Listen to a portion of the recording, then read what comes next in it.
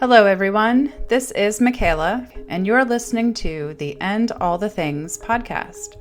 As a life coach and facilitator, I work with individuals and groups to empower their best selves to shine to the betterment of all involved.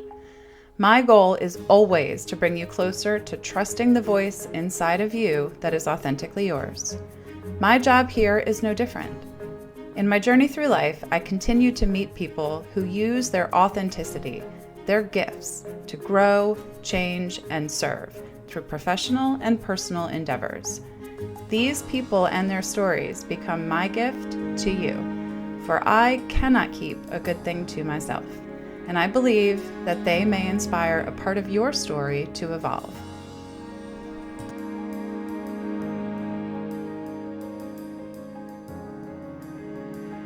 Ladies and gentlemen, today I have for you Tara Gilvar. Tara Gilvar is the CEO and founder of B.I.G, Believe, Inspire, Grow, which is a women's empowerment organization. This organization truly lives to serve the betterment of women, helping them to grow, to change, and to serve one another. It is a truly beautiful and marvelous organization, so much so that I joined it as part of their headquarters team. So I have Tara here for you today to, one, introduce you to the organization I have truly fallen in love with and now devote my time to, and two, because Tara's story is really special. Tara's story is not unique, but what she did with that story I find truly unique and special, not only because of what it did for her, but the way that it has changed truly thousands of women's lives. So without further ado, please enjoy this conversation with the one and only Tara Gilvar. Thank you so much, Tara, for joining us today. How are you on this beautiful day? I'm doing great. Thank you for having me. I'm very honored. Well, the whole point of this podcast is to sit with people and explore how they use their gifts to grow, change, and to serve for themselves and for other people. And as your intro indicated, you have dedicated almost the last 15 years to doing just that. Tell us, and in full disclosure, friends, I do work with Tara and B.I.G. I am a partner in the organization.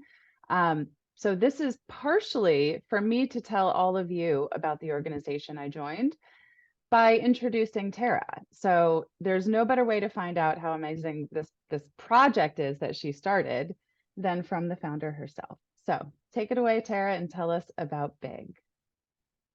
So, like you said, we're about to embark on our 15th year, and we're really proud about that because it means we survived things like COVID and the longevity of a business. So we've accomplished a lot, but um, at the very beginning, which is, and I'll try to make it brief, but it's important. Um, We have m- time, so tell your okay, story. And so folks, my she is an background was excellent storyteller, so sit back, relax, and enjoy. it's the Irish in me. In 2009, I had been, my former career was in marketing and public relations for big advertising agencies. And I worked on some of the big brands at the time. And I pride myself to say I did the ball drop in Times Square as one of the best projects. But at that time, when the ball drop in Times Square, I was 7 months pregnant with my first child. And what I like to say is that wasn't in Times Square, wasn't the only ball that dropped in my life that day. When I had a couple months later my first child, I landed in this strange world called suburbia, which really separated me from a life that I didn't plan for. I knew I wanted to be a mother. I knew I wanted to, own a house and do all those white picket fence things. And I had the privilege, thankfully, to be able to do that. And I did step out of the workforce because in 2009, like a lot of women out there, the money I would make would barely cover my childcare costs. Never mind the amount of time I'd have to spend away from my baby and now the responsibilities of traveling. And it was wrenching to make that decision, but I did, and I stayed at home. And I had subsequently, and I tried to find my purpose as a stay-at-home mom. And God bless the mothers that have their full purpose that way, because they get such satisfaction and empowerment in their life that way. But for me, it was I wanted to be a mom and something. And so I stayed at home, overcompensated at birthday parties and things like that, and still kept seeking, what is this that I could do to be a mom and all those family responsibilities that I really took great love and pride of, and have a career. And 13 years it took me to figure out by accident how to do this. So I had 3 children. We gallivanted around the country with my husband's job. Um, and we landed back in New Jersey, where I was born, like Brer Rabbit. Everyone's like, New Jersey, but I love the Garden State, Same. right? Um, and at that time in 2009, my youngest, who just graduated college, was in kindergarten. And I'm like, what am I going to do with my life? I literally would like get up in the morning and look in the mirror and go like, who are you? You know, Mhm. what are you going to do? Because going to find matching plates at Home Goods is good for a while, but Right. after a while it loses its luster, right? Like it uses that, you lose that like wow factor. And one of the women used to say, Tara's trying to find her why in Home Goods. And it wasn't far off from true. I'm sure your home was beautiful, but we so often mistake a beautiful aesthetic and atmosphere for a happy person, a The fulfilled soul. person. Right. Yeah. And I would try to like, I'd see women who were exercising I mean, exercise, but they got their fulfillment and they went for coffee. I wasn't that person. I wasn't the Mhm. lunch girl. I couldn't figure it out because I got such satisfaction from my career. But I Mhm. had 3 kids and I had to be at the bus at 2:30 and I lived in suburbia, New Jersey. And so I tried New York, that went out fast because, Right. right, like New York is impossible to do a little bit. Mhm. And I saw a bumper sticker in the teacher's car when I dropped my son off. You've heard this story 1,000 times. And it said, remember who you wanted to be. But that was really the catalyst for me to take action. It was like a divine lightning bolt that said, remember who you wanted to be. And like I talk about, remember who the 5-year-old girl that had the Yep. dream of being anybody with no filter. Remember her? Remember the girl who was picking her major in college and thought, political science, maybe I'll be a politician. Thank God I wasn't. But like at the time, US Yep. Senator sounded like a kind of good idea, What happened to that girl? So what And was your first thought when you saw the bumper sticker? Like, what was the first image that crossed your mind when you saw that? Did you think of your so 5-year-old, your 18-year-old? I think What I did you thought of think? my career job. I think I thought, because you know what? I liked getting paid. Hmm. I liked having my own money. It gave me some sense of power and some sorts of choices. Right. I think I thought of that career job that I left behind that I couldn't do in suburbia, that I tried to retrofit in and it didn't work anymore. And in 2009, remember, there was no Facebook, there was no Zooms, there was no Right. real internet that we could really do anything with. So in the suburban world, of which is everywhere across, not even the country, the world, Right. outside these city environments and where we live in these beautiful, like little suburbias, the choices for where we could put, and entrepreneurship wasn't even a common word in Hmm. 2009. Um, we could work, it seemed like, and fit our lifestyle, the dentist office and Starbucks. That seemed like the places where the flexibility for women like me, who were well educated and had some, smarts and Yep. had some ambition, could put our energy, or the school volunteer where that one was out real fast for me because I always say they try to MBA the PTA, right? So it's like these debates about the Yep. cupcake ROI and how and what that really is to a lot of women is finding their purpose through their Yep. children, through the schools, right? And the schools love it because you're giving it all. And Right. the volunteer jobs, which are wonderful, we all Yep. need to volunteer, but if you're looking for that whole sense, it wasn't there for me. I did the volunteer thing, raised $50,000, right? Did all the, everything a personality like. And something happens in that moment where the world isn't available to you yet, and it makes us feel inadequate, right? So we're already home, or in your case, you're already home, you're already feeling a little stifled. And now everywhere you go, the world keeps saying your best bet is a barista Yeah, or a dentist office.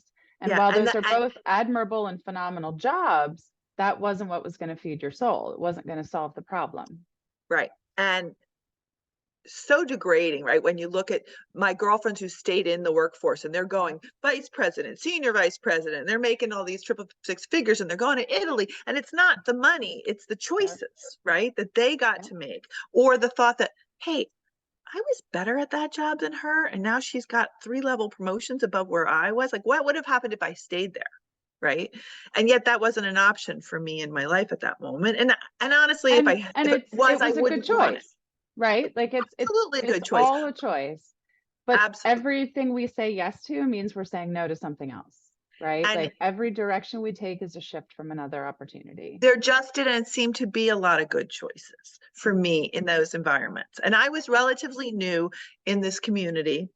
And, my kindergartner was going to school and woohoo, I had 3 kids in school. And you think magic moment back to my time. And it doesn't always work that way. Then there's a couple other factors, right? You have given up, let's say, if you're raising a family and your husband's the income provider, you're giving up choices, right? Because you don't have your own money to make the decision of whether you want the upgrade on the couch. You got to get his buy-in or whatever, right? Or you got to watch your budget, or you got to make choice. You lose some of the Right. power Some of the in independence. the independent decision. Then you've got the kids, right? They have to be your priority. They have to be important. You give into your kids because that's what good moms do, right? Like, and you're leaving, you want to be a good Good mom, moms right? in air quotes, of Good course, right? moms, right? Because you know what? I always say, after you're the mystery reader, the kids don't really want you in the schools anymore. They like the mystery reader. After that, Yes. they don't care whether you're the fundraising chair. They don't care about the gala. They don't care about the book club. They don't care about those things. They just don't want you. They want you as a mom, but they don't need you in the schools all day with them. Mhm. They're supposed to grow their own independence, right? We're Right. not supposed to latch on to them. So it was the one thing that I would say, the trigger, lonely. It was lonely. And And I think no matter how you slice it, that's an experience that we're all familiar with, right? Whether it's that point where the kids go to school at 5 or 18, or right, the women in that an are having unfulfilled these job, that's a college familiar drop off feeling. is the same experience as kindergarten, right? Like, and it's a new phase for yourself.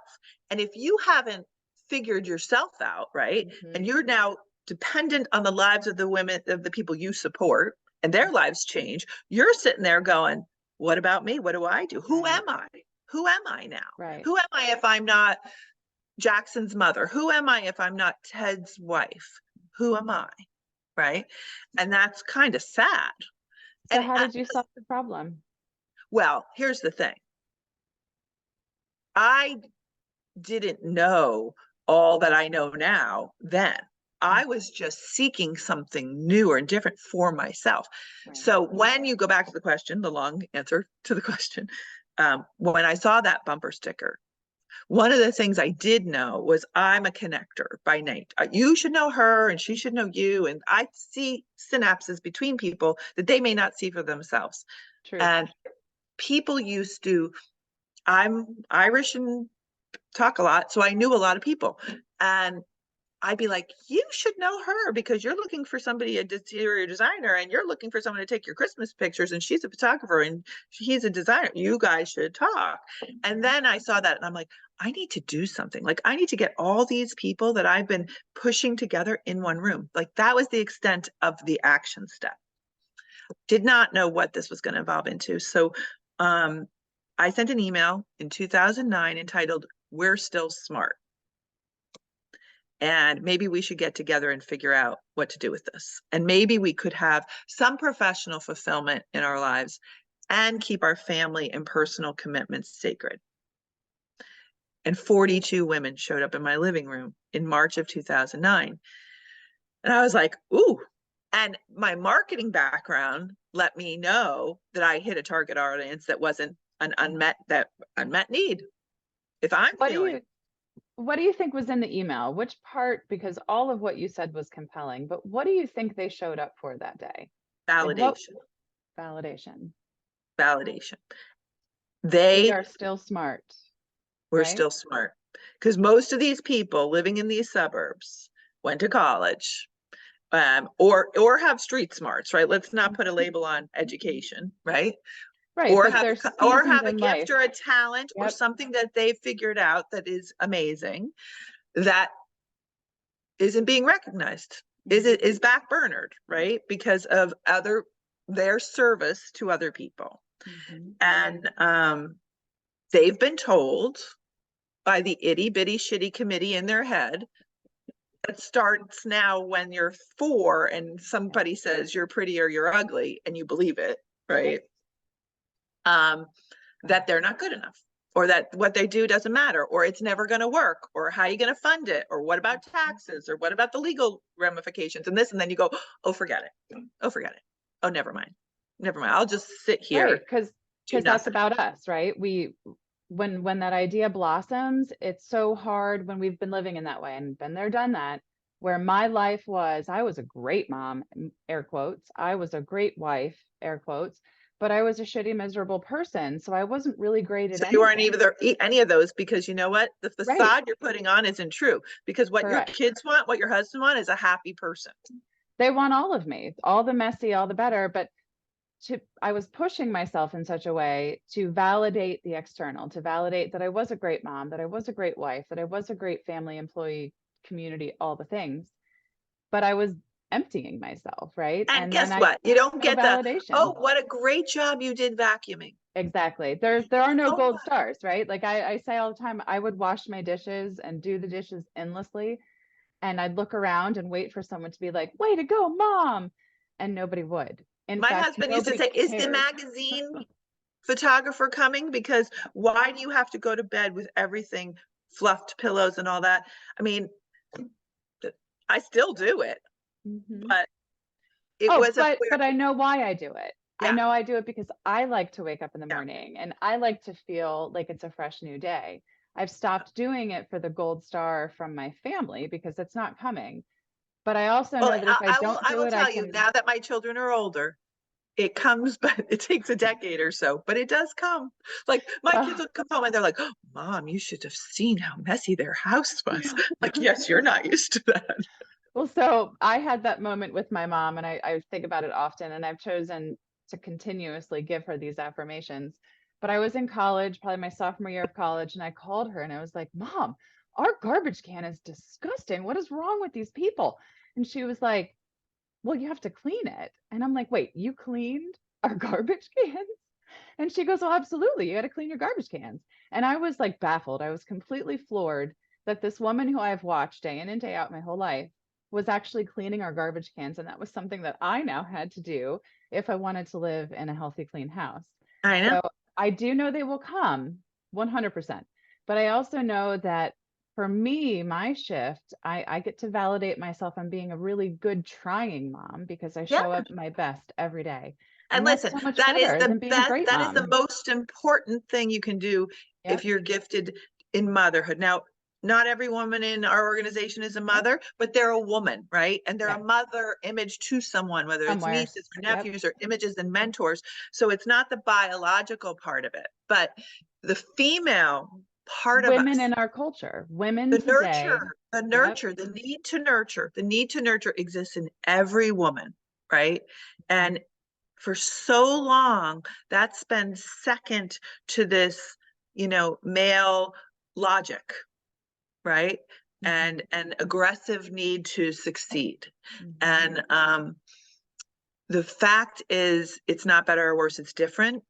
And what we're coming to find out, and I saw it twice so far, right? I saw it in 2009, which was, naively not why I started Big, because it was after the big recession, where the men who were bringing bucket loads of money in without even transactional, without even having to try, like especially the Wall Street people, right? All of a sudden, that money was that well dried up, and those bonuses went away, and their bills were higher than the money coming in the door. And women were saying, I need to work. I need to figure out a job. I need to start something. I need to supplement the income of my. So interesting. I hadn't thought about that timeline. That happened in 2009. So that was one of the driving factors why women showed up in the living room, because they had to contribute, but they had children and they had responsibilities. And how do you balance that? And again, like the Starbucks dentist thing didn't feel appealing to everybody. There weren't that many dentists in one town, so I guess, right? So that was a catalyst. And then I saw it again in the pandemic, right? Watching those little children calling all over their moms, not their dads. I mean, we've seen a couple of the videos where it's so funny that they get in the room with the dads, but then you see the mom coming after them, right? But the primary responsibility, if you talk to any woman who tried to work during the pandemic, the kids go to mom, the kids get the snacks from mom, the mom is in the one in the kitchen table, and the dad's in the closed office. It's not a sexist thing for the most part. For some people, it might be. It's just the way that we work and the way that we assume and the way we want. Like, no, they can't have chocolate at the 11 o'clock snack. They have to have a protein with the bread. Get out of this. I'll do it myself, right? Or when the doctor calls about your mother, you want to answer it, right? As a female. And so we've got all that going on. And how do you do what you really want to do? Like, what do you want them to say on your, she was a great mom and a great daughter, and what? And her Right? dishes were always done. They don't say No. that one, right? They don't say that one. I don't want to say that one. But you know, it's so then, okay, I guess we're still in 2009, but if we fast forward. But it's a representation of how Big has continued to show up at the right time when people needed it most, That right? culture, that what happened in my living room in 2009, the vulnerability, the admission of need for to figure it out, the not sure what it is, but wanting it. Well, I mean, we are hardwired for connection, like Brene Brown says, right? And in all of those situations, we've been disconnected, whether it was COVID or suburban lifestyles or a variety, or working all the time. Right. And the lack of self-esteem and the lack of self-confidence. And you know, it's tough to get out there. I mean, even, you know, this that we're doing is steps ahead of where women think they'd even be comfortable doing this, right? And this is supposed to, so we needed to create safe havens, right? And we love that word, havens, right? You and I, where women can admit that they're not where they are, because at that time, there weren't even if you wanted to start something, okay, you don't know how because you're not trained in business entrepreneurship. And if you were the CEO of a Fortune 500 company, entrepreneurship is still a different animal, and you're not prepared because you had this whole range of people that did the marketing and the accounting and the this, and you are by yourself. Send that. Can you FedEx has an entire day of responsibility with 3 kids, right? So what's going to happen if you try to do it on your own? You're going to probably give up. And so you need that sense of community. You need the self-confidence, because without self-confidence, can't do anything. Can't start. That goes back to the validation piece, right? If we're looking constantly for external validation and don't have someone reflecting the mirror back on us and saying, you're doing a hell of a job trying, you're doing a great job here, we end up constantly seeking out. And what I imagine happening in your room that day, your living room with 42 women, was suddenly they saw themselves. It was magical. It was magical. And it wasn't purposefully magical, right? I mean, we literally sat in a circle in my living room. And again, my marketing background kicked in. I'm like, what am I going to do with these women? So we did, and again, coaches were not even a thing in 2009. Now everybody knows what a coach is and all the different ranges, but there wasn't coaches. So this was sort of a coaching thing that was undefined because coaches didn't exist. But I asked 3 questions in the room. Everyone was going around the room was asked to answer 3 questions. I thought they were relatively simple so that they could get to know each other. It was the most vulnerable some of these women have ever been. It was the most enlightening you were ever, because in some degree, these women were familiar with each other. Like they were their at parents the of the soccer 3rd grade or at the baseball thing or in the supermarket, right? Oh, hi, right? Or at the restaurants in town. But you didn't know this part of them. So who were you? Who were you in your life before you were? Who are you now? Who do you want to be and what's your struggle? And now we say, and how can we help? But at that time, We didn't know that. So when you said, who are you? Who were you? They could say, oh, I graduated from Bucknell and I was an accounting major and I got my first job at Schnell and Schnell Insurance Company. And I didn't like it, but I met my husband there. I mean, that's the kind of typical stories, right? And then we moved to the town. And then I didn't want to do accounting ever again. And my husband pays our bills. And now I have 3 kids, Tommy, Bobby, and Susie, and blah, blah, blah, blah. And I go, with all due respect, we don't care about them. Not in this room. You We are the love focus. them and they're important, but we're asking You're about the you. focus. So when we took the mirror and we put it on them, it got very uncomfortable for the lot of them because it hadn't happened in a long time. So then who are you? Who are you now? Why do, and my famous story about this, which is what kept me going on this, was a woman who had just gotten divorced, no self-esteem, was the breadwinner. Her family had a great job in the garment district and traveled all over the globe and was the primary breadwinner. Her husband had a flexible job to get the kids off the bus at the end of the day, 3 kids in a nice town, but she had just gone through a nasty divorce and no self-esteem and no income, right? Because she quit the job because he basically said, if you continue to travel, we're going to get divorced. And she quit the job and they got divorced anyway. So, who are you? She was the garment district. Who are you now? Living in the suburbs, trying to make ends meet. Now that she doesn't have the income, now that she's divorced, now that she has no, she walked dogs. And she's like, they'll give you unconditional love. They're always happy to see you. I haven't had that in my life in a while. And it brings in cash, but it's not my passion. It's not my purpose. It's not what I want to do. What's your purpose? What's your passion?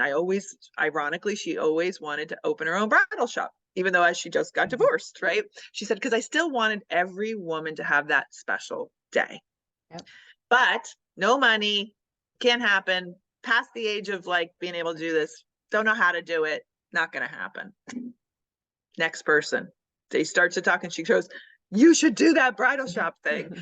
3 people down, you should do the bridal shop. And she literally sits up in the seat and thinks, maybe I could, right? From the community, she gets affirmation.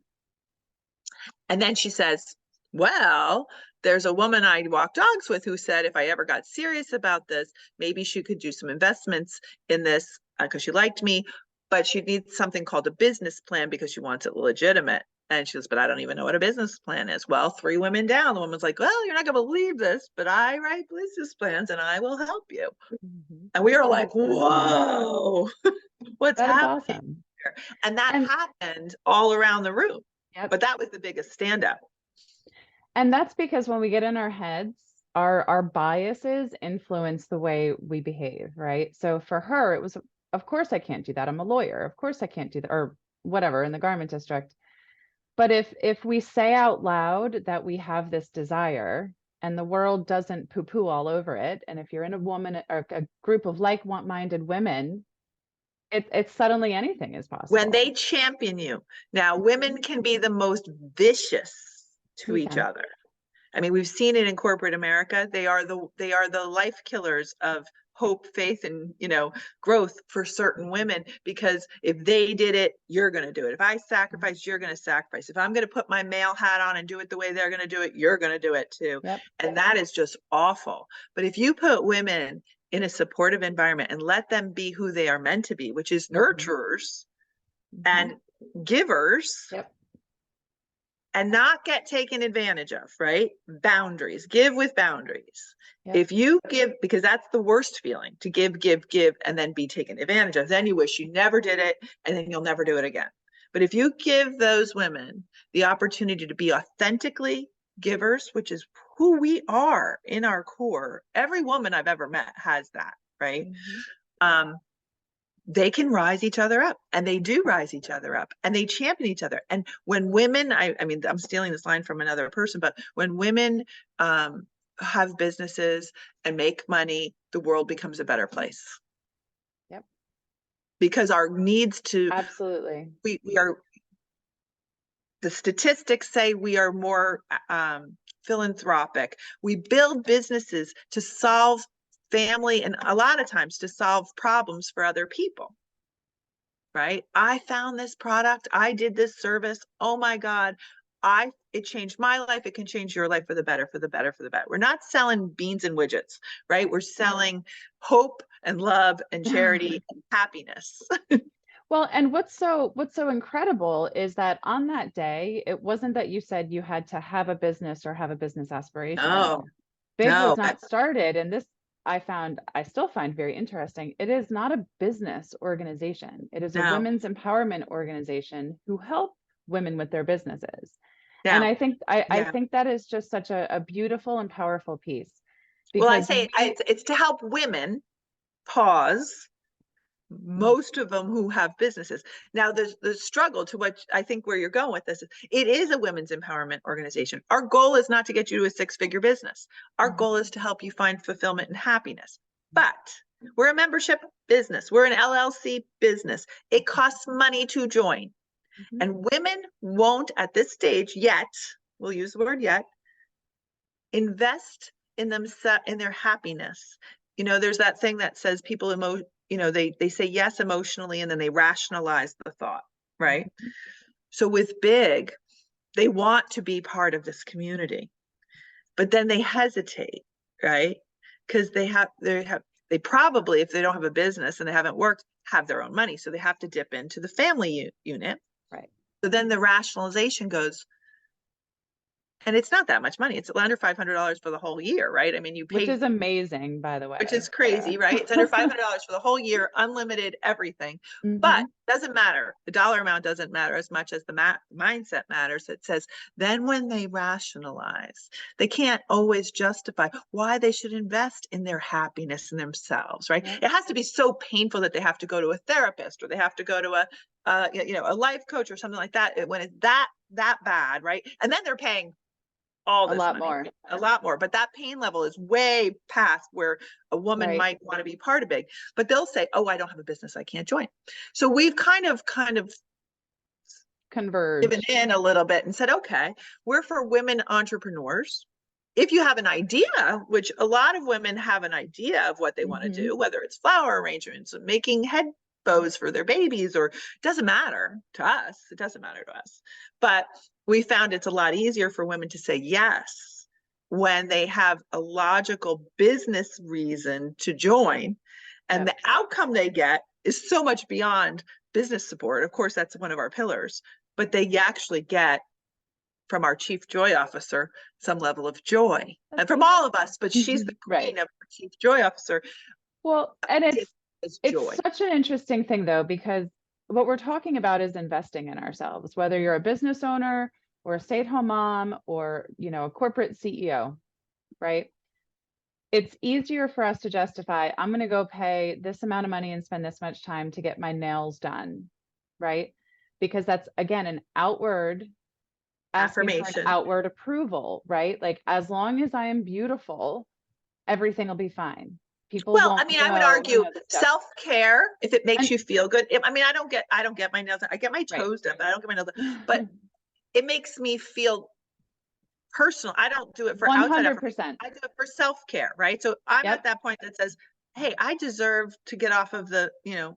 $4 face cream, You right? can I afford deserve it. it. It makes you happy. And I have zero issues with luxuries, right? So 100% get your nails done if it makes you feel happy.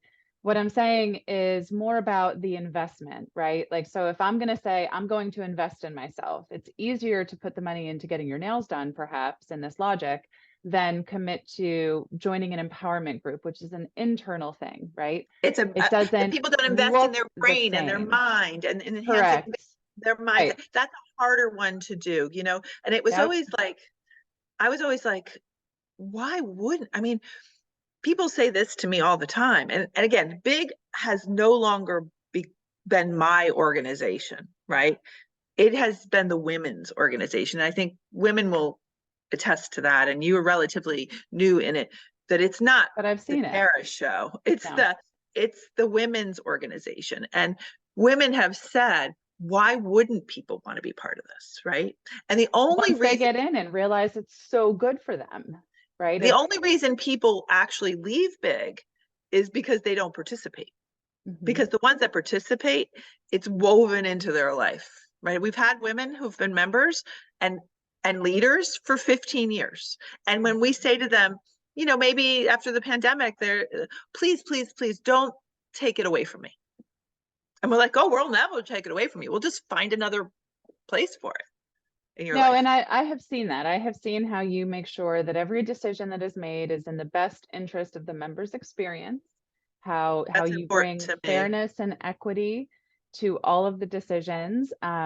It's absolutely phenomenal. And the bottom-up solution focused way that you manage the organization is incredible. But one of the other pieces I really enjoy about you and your mission within Big is your commitment to inclusion. And I really feel that in today's world that that is an important part of any organization.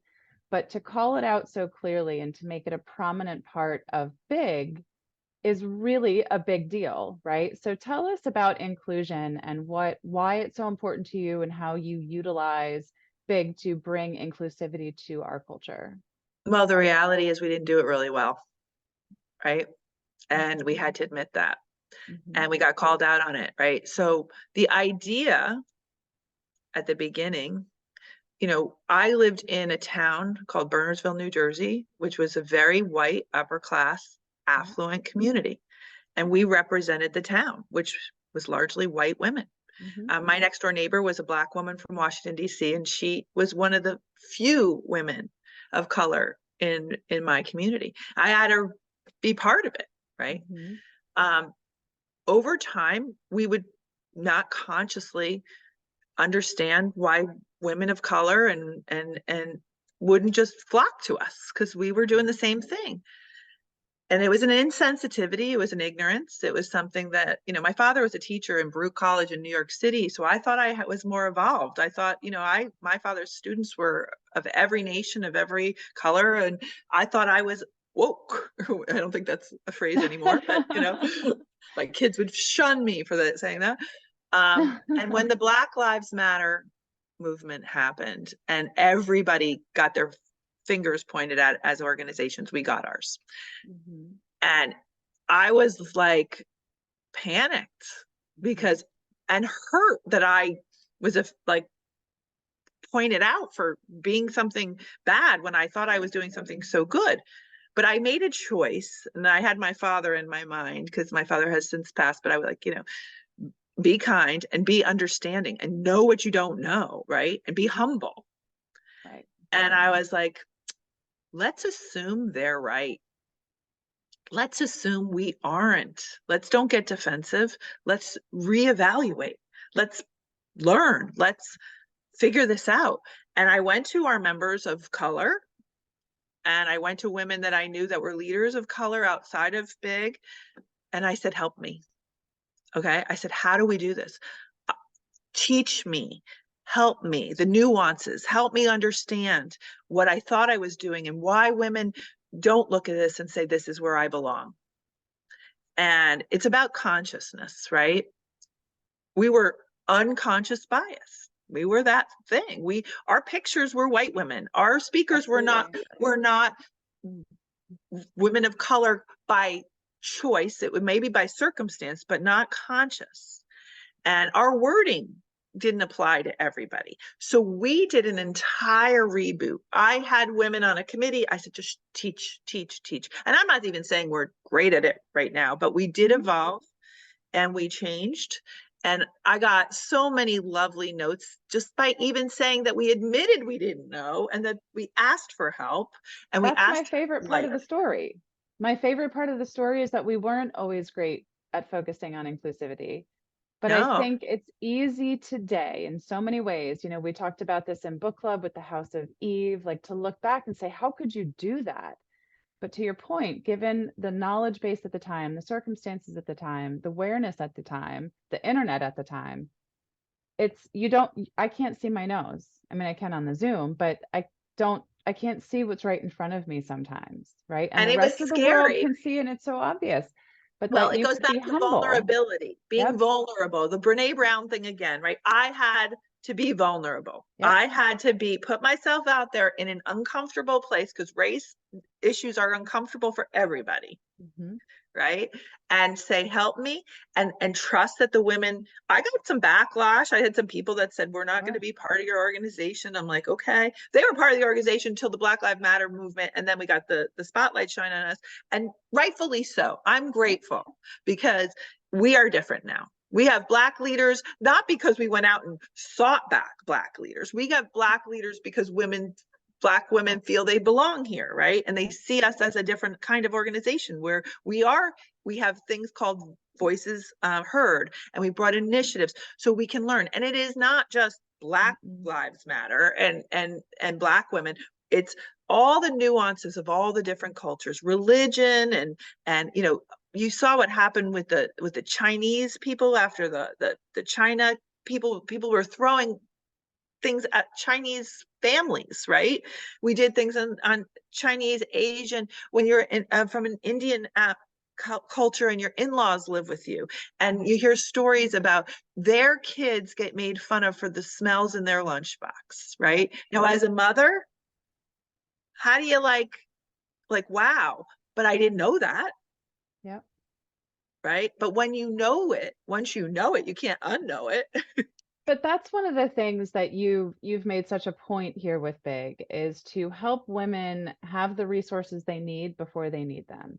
And you can only do those things when you learn by example, right? And the fact that you could admit that there was an oversight and honest, no malice, not intentional, but an accidental oversight in the inclusivity piece. But And we if we can look still do back, more. I mean, like when absolutely. you almost made me uncomfortable when you said, well, now we're inclusive, because I think we still, everybody, because you can go right back Yep. and not be as conscious again. But I think too, but I feel like there's just this constant presence of it, right? Like with Yeah. voices heard, where we're getting We baked it in. I it, mean, I think it's it's it's a key becoming, ingredient. yep, it's becoming part of the mission. And that's what's so important is because we are not perfect. None of us are perfect, but we are all evolving. And I do see a lot of inclusivity. I mean, the women I have met are so diverse and dynamic. But if you even look back to the beginning of the women's rights movement, it was a bunch of white women. And what I didn't even think Because they about or have the realize, privilege. they had the privilege, they had the means. And honestly, at that time, it was we can't fight for everyone. We have to do Yeah. what we can do.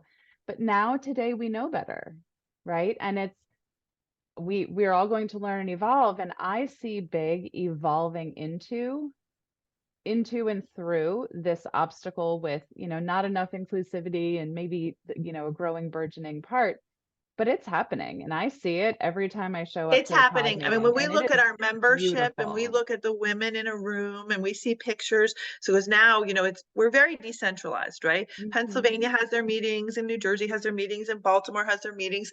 And the thing, Connecticut, North Connecticut, Carolina, right? North and Carolina, and soon to be Florida, right? Um, the thing that makes me most proud, I think, is that we lead with the culture, and that keeps everything sacred. Because when you lead with culture, when you have a culture, and that culture started in my living room when we saw how impactful it was for those women to go back and focus on themselves and understand fear and understand vulnerability and understand, you know, lack of self-esteem and lack of confidence and loneliness, right? When you understand that, the rest of it is like an add-on, right? It's like, oh, you want to run a successful business, great. Well, guess what, you can have the best successful business, but if your kid has special needs, that's the most pain point in your life. So let's support your family life, let's support your home life. Like, after you see what's happening, my God, in Hawaii right now, right? Nothing else matters, their jobs don't matter, right? yep. What matters? Their So banks don't matter because there are no banks.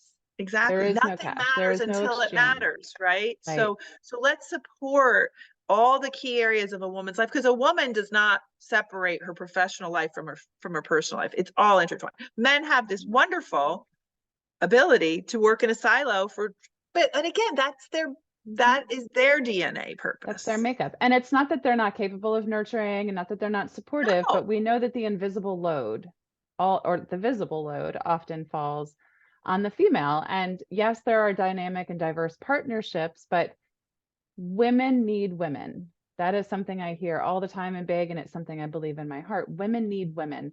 And to enter a space to get good education, great tools, resources, inspiration, and community, which is what Big does at every single meeting, it's a game changer. And every little story that I hear about the purse that's at the manufacturer now being crafted, or the individual that took their coaching business international, it's all because they had a community and they were able to believe in themselves. So to go back to, you asked three questions: who were you, who are you, and who do you want to be, and what stands in the way? What would you answer for that question today? Who do you want to be and what stands in the way for you? For me, Mhm. that's how dare you ask me that question? Well, I'm in a very new phase of my life. For those of you, I am an empty nester. My youngest just graduated college. We just this past weekend put her in her first adult apartment, adult quote, Wow. adulting apartment. She has a job, the whole thing. And now it is my motherhood roles are different. And I don't even live in the same state as my children, right? And I just left New Jersey and moved to Florida for my husband's last version of his career. So I have gone through what I went through back 2009. Who am I?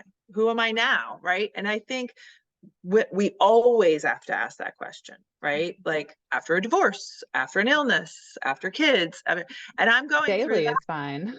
Yeah. Yep. Yeah. Daily. Wednesday, on Tuesday, you're good. On Thursday, not so much. Right. Mhm. So I think for me, it's coming into clarity. I'm not quite there yet as to what happens next, but I think I read something or I saw something, I don't remember. Oh, it was a quote from one of our, as we're planning our women's empowerment conference with this Mhm. whole phenomena, the Barbies and the Taylor Swifts and Right. the Pinks and the Beyoncés.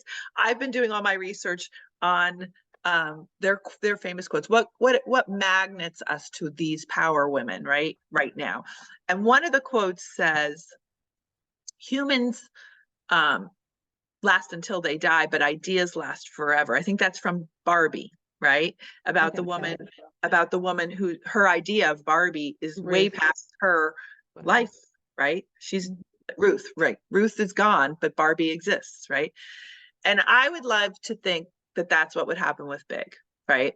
That Big keeps going because I see all the good it does. It literally helps to change the trajectory of women's lives for the better in its best moments. And I would hate for that to just go away. So, how that keeps going, we're working on it. My role in it is less important to me than the fact that it keeps going. So, I'd say that's the mission right now for me to figure out how this idea of big, this big idea, um, keeps alive. Yeah.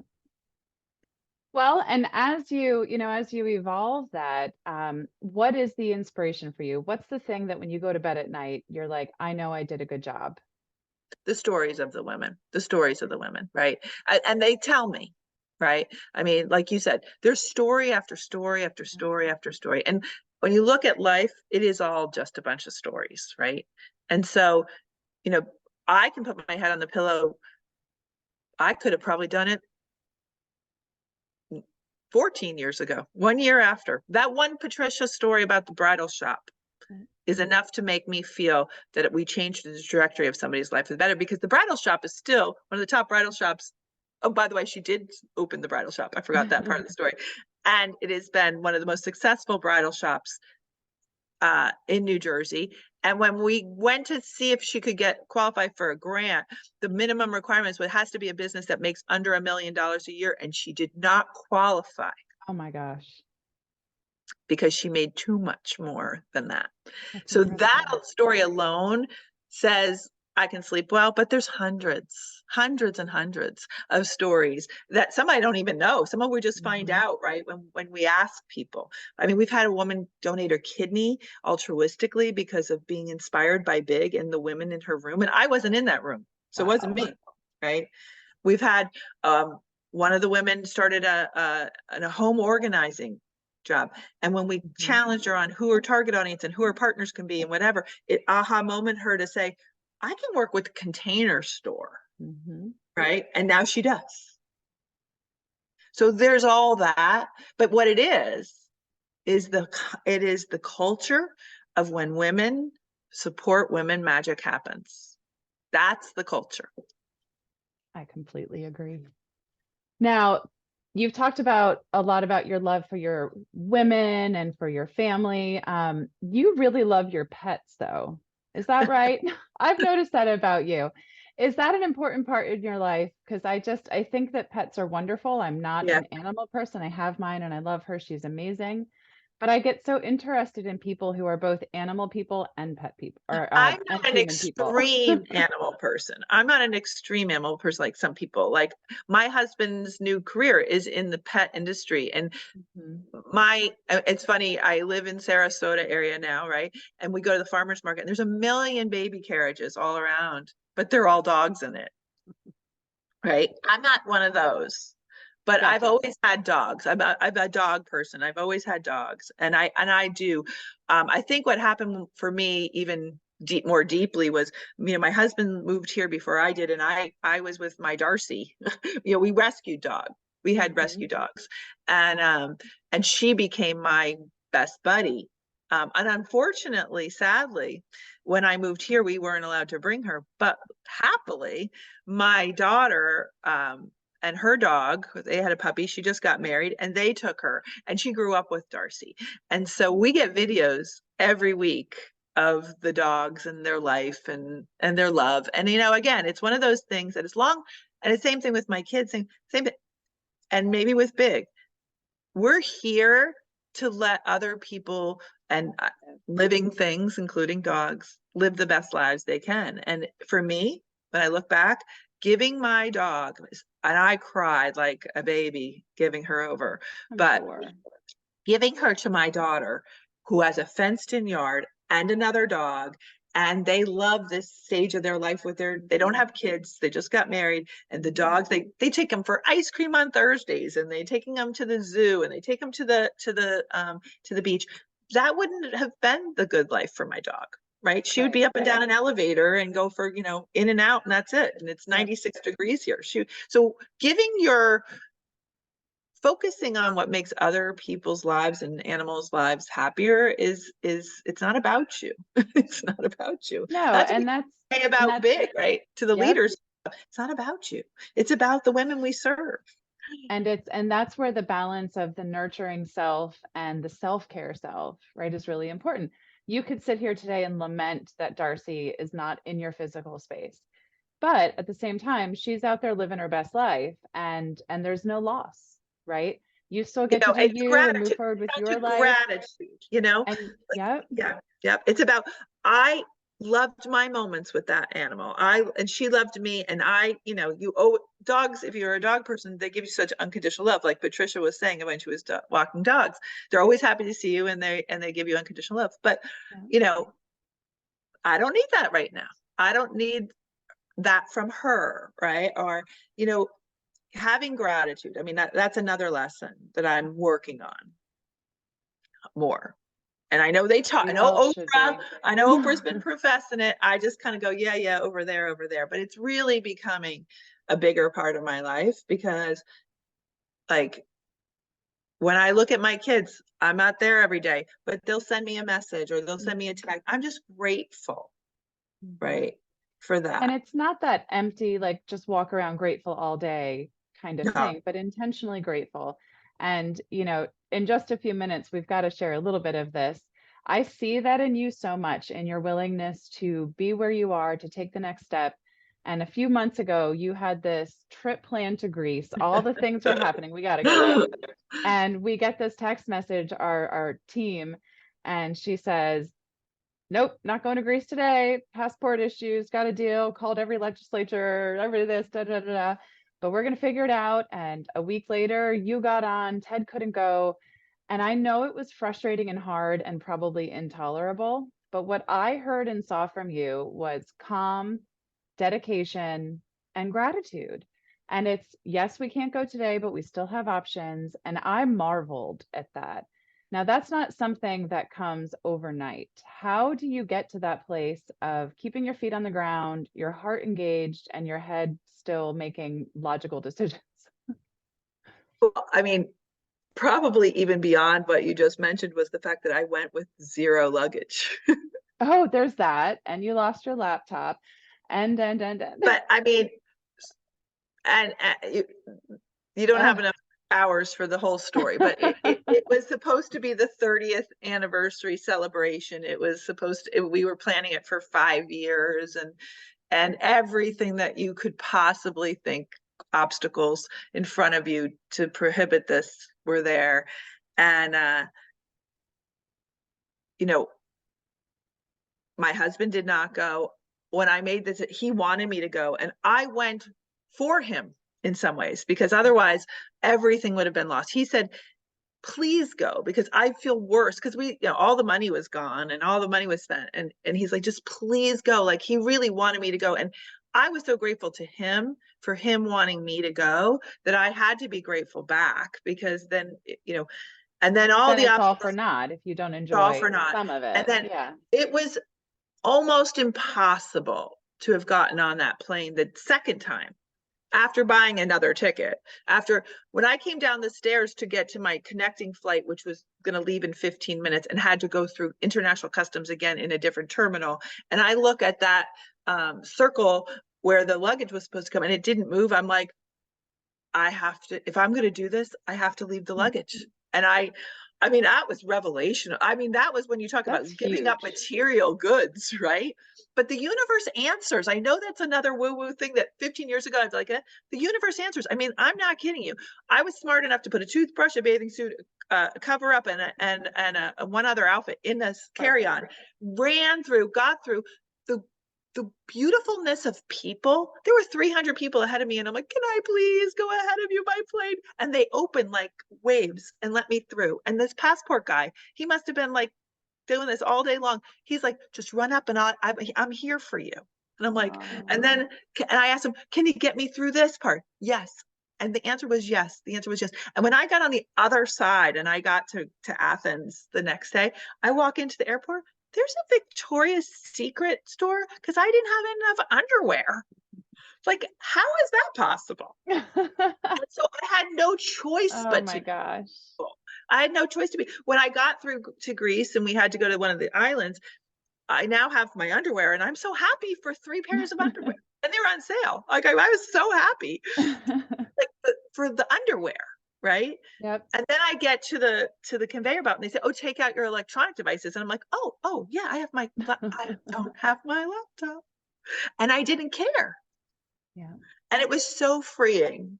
It was so freeing to just, Well, you knew what was important. What was important was getting there and being there and celebrating with and for when I Ted, if got you off the will. But plane, finally, to my friends met us at the airport. I was like, "Oh," and they're like, "We thought you were going to be like morose." And I'm like, "No, I'm Mhm. just so incredibly happy to be here." That was the lesson, I guess. And I think that that's where we have to remember, like, you didn't do that alone. You didn't make that journey alone. Not even like Ted not going was still being there with you. And I think that also represents very much about what big can do. When you surround yourself with people who are committed to you, willing to support you, help you move forward, guess what? You move forward. And You've it may got not a look, safety net under your that's whole life. it. Like, That's it's it. amazing. These women barely literally know each other. Hmm. What they will do for each other, the reason they'll do it for each other is because someone else will do it for them, right? And so one of the mindsets, which is kind of antithesis in this cold, cruel world of ours, is give before you get, right? In big. And this is with a businessy hat on, a light Right. business light hat on, give before you get, because you will be rewarded 10 times, because you're going to build know, like, and trust, right? You're going to Yep. build the fact that, oh my gosh, you're willing to help me. Oh, thank you so much. Oh, by the way, what do you do? Oh, I could use that. Yep. Or my girlfriend definitely could use that.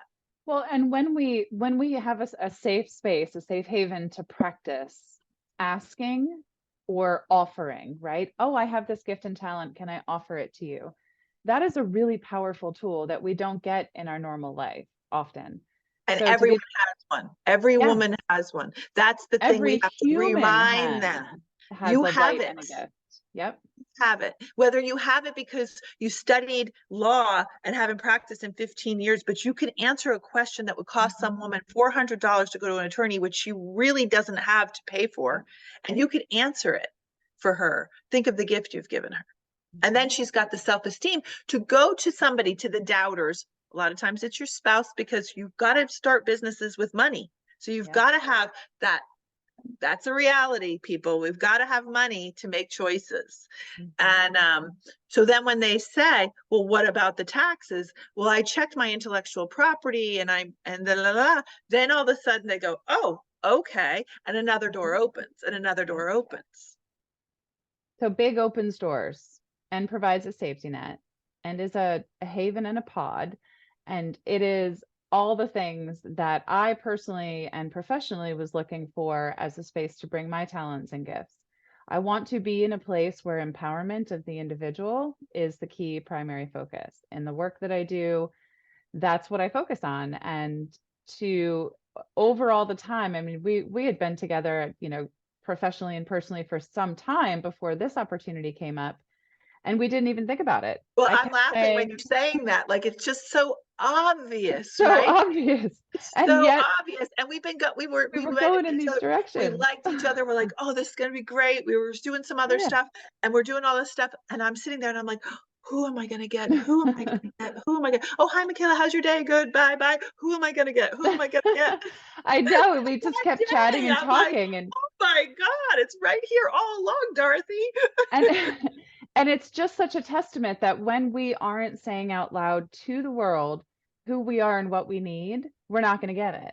But Yeah. when we speak out loud who we are and what we need to the right people, right? I'm not talking about Right. just going Right. into a vacuum or a grocery store. I mean, that Well, might I mean, help, I would but warn against people putting it on the internet. I mean, that's it. Like, I'm in all these Facebook groups, the things these people say in these groups, like, people, you don't know who you're talking to. This goes on forever. What yep, if someone else saw this that you don't want to see? Like, you need to have a safe haven. The internet is not a safe haven to no. share your most vulnerable place.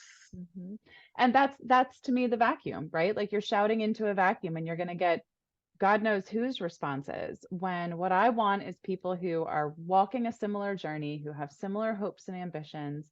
And by that, I don't mean professionally or business, but just I want to be fulfilled. I want to communicate and commune with my people. I want to grow. And, back to the origin of the podcast, I want to grow, change, and serve. And I can't do that alone. So for me, joining Big is like joining the ultimate playground of people seeking their own empowerment and in return giving me empowerment. So truly from the bottom of my heart, I thank you for creating this space and then for inviting me to come play in it. Um, It's a nice so playground. yeah, it's a great playground. And just as a quick teaser, would you like to tell us a few things that we have coming up in Big over the next 6 months? Yeah, we're excited for a couple things. So, well, we have four key, what we call HQ headquarter initiatives. We have about 20 opportunities a month that happen every single month with our amazing leadership team that goes out and puts together events either on Zoom or in person across basically throughout throughout the Eastern coast, all the way from New Jersey all the way south. And we want to expand. So if people that want to bring it to their other communities, we have our chief joy officer can help that happen. So it's a playground for everyone. We have a place called Big Global, and we do an international group. So if you don't have a group in your area, you get to be part of Big Global. But we're doing a model mingle market to get your headshots done, because probably after COVID, it's time. You probably have some. And one of our amazing photographers is donating a very big discounted amount, and we're going to bring that around throughout the marketplace. And then we're also going to do a virtual version with a virtual photographer. So that is about, that's a vulnerable thing, getting your picture taken, right? And then having each other market it and do that, and have a physical sense of people supporting each other. So that's one initiative.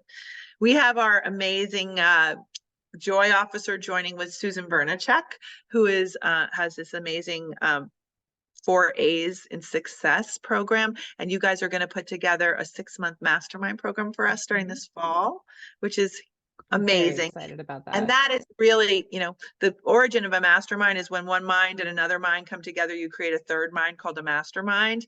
And that's a very deep dive magical place. So we have that. My And most, I love the collaboration too. Like I just have to call this out. Like Susan and I are both coaches and we are very happily and eagerly working together in a shared vision. And that is such a testament to the big mentality. It's not a, you know, a counting game. It's a how do we help each other grow? And I can't wait to learn with her and to help the people in our group learn and grow. I'm just there's beyond enough room excited. for everybody's Yep. talents. There's enough room for everybody's talents. We have multiple people, multiple photographers, multiple coaches. That has nothing to do with the success of your business, right? You can collaborate. We don't compete. We collaborate. Mhm. But my Absolutely. favorite thing that's coming up, that we're about to formally sign the document on, is our conference. And this is like, we've been giddy about this whole women's empowerment thing. And, we're like, well, look, it took a while for Barbie, Taylor Swift, Beyonce, and Pink to catch on to what we've been doing all That's along, right? right. But look what they're doing. They're shining this light, and they're enlightening people to the power of the female gifts, right? Yep. And it's, it took me a long time to kind of come down off the Barbie movie because there were so many layers there, right? And I was We like, need to do a whole podcast on that. yeah. But so we're going to do a conference called We Are Limitless. Mhm. And it's going to be in May 16th. It's physically going to be one full day in Basking Ridge, New Jersey at the Basking Ridge Country Club. But you have a lot of time to plan for that if you don't live in the area. But if you live in New Jersey, it's a hop, skip, and a jump. I'll be flying up from Florida for that one. And then the second day is going to be virtual. So there's enough for everybody. And it's going to be about embracing the stories of women who didn't think they could and did it anyway. Mhm. Limitless. And it's Limitless. going to be fun, It's right? going to Like be we are going to really have fun. fun. It's not It's going to going be to a be really staunchy sit fun. down and be quiet. We're going to have some Oh, fun. it's about our difference is we focus on the women, not the speakers, not the leaders. I mean, like I keep saying, it's not about you, it's about them. It's about the women we serve. Mhm. So when we do this, we try to put the emphasis on the brilliance of the women in the room, not the women on the front of the stage. They're just there to validate or inform, maybe because they have a specialty, but they're not smarter than anybody else in that room. And so when we do these conferences, we haven't done one in a while, Yeah. we dance, we have fun, there's balloons, there's you dress the way you want to, I it, mean, it I is. tossed out the idea of playing musical chairs, so Yeah, let's go. you play, you have fun. It's going to be a day of fun, and then there'll be a cocktail reception downstairs after at 4 o'clock. So that's the 16th of May. And then 17th is online so that everybody is included because we're about all inclusivity. So if you can't make it physically, you can go and be a half day the next day. So Yeah. that one I'm really excited, and we have a lot of time to plan for that, but we're only going to have a limited amount of people that can fit. So it's not going to be one of those 300 people conferences. So it's going to be intimate. It's going to be powerful, but we'll let you know more about that one once we move that forward. But that's to put it on the calendar. We want people to be with us in May. I love it. And to kind of close us out today, I love Tim Ferriss. I'm a podcast junkie. And he always asks a question at the end of the podcast and says, if you could have a billboard presented to millions of people, not advertising a business, not soliciting services, but giving a message, what would your message to the world say today? So I would just, it gets me choked up because it's my father. Be kind. Mm, Because if you're kind, you do so many things differently. that's so simple, right? But it's something that we all seem to struggle with quite a bit. And I really appreciate that in your journey to keep that mantra, that you've admitted the parts where you were not seeing fully and allowed yourself to grow, because the fact that you continue to grow, you continue to show us that it's possible. You continue to show us that there are no limits, and that as long as you are kind and in your own integrity, you can do great things. So I thank your dad for that, because Yeah. that advice is helping all of us today. Yeah. In that quick note, I know that we've gone over our time, but we've talked about this before. We've talked about identity and being seen. The first day that I met you, you said, "Hi, I'm Tara Gilvar, but I'm a Mackenzie."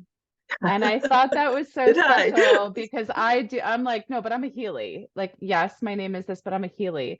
And I just, in like 30 seconds, what does it mean to you to have that identity, that strong Irish lineage in the Mackenzie? It means anything. Like when I went to I've been to Ireland so many times. I haven't been there a long time, but I was like 16 times. When I walk in, they say, "Welcome home," right? And they taught us when you're a friend of a friend of a friend, you're their friend. And Mhm. so Big is sort of like that, I think. Like if you're part of Big, then you're part of us, right? And it's got that sorority thing, but I think that's where that I learned that lesson because Mm. we're only and the we're only here for this much time. Mhm. I mean, COVID taught us that. We forgot it already, but we're only here for this much time. We only have this much time to make that purpose happen. And what do you want to be remembered for, right? What do you want your kids to say about you, I right? don't want it to be the dishes. I want it to be that I was kind Yeah, yeah. and And that I they will. found joy and They gave will. joy. It's an amazing thing. They pay attention, and so do they. Pay. They don't look like it, but they pay attention. My daughter wrote her college essay on me. Ruth Bader Ginsburg and me. And I'm like, what? She did not even share that with me until after her first year of college. Well, Tara, it is well deserved. The way and the numbers of women in particular, and by design, their families, their businesses, their communities are stronger and better because of the kindness that you have shared and the devotion to helping them empower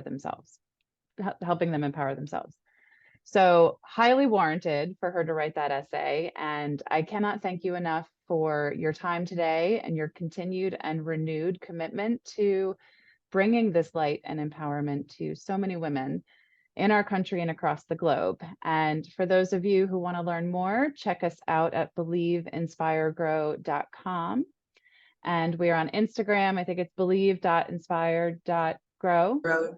Um, and give us a follow. Stay tuned because we have a lot of great things going on. And I assure you, if you are not a woman, there are women in your life who need this affirmation and this validation, and quite frankly, this kind of fun. So thank you, Tara. I am Thank you forever for letting grateful me for play in you. your pool because it's so much better together. And I'm so I grateful completely to agree. you.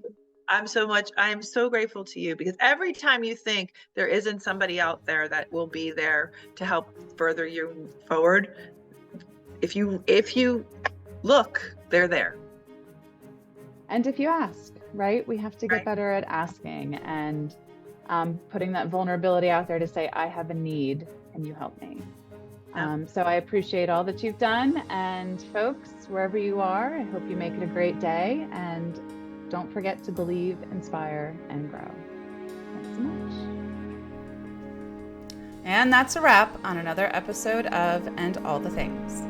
If you enjoyed today's show, please like and follow on Apple Podcasts, Spotify, and YouTube.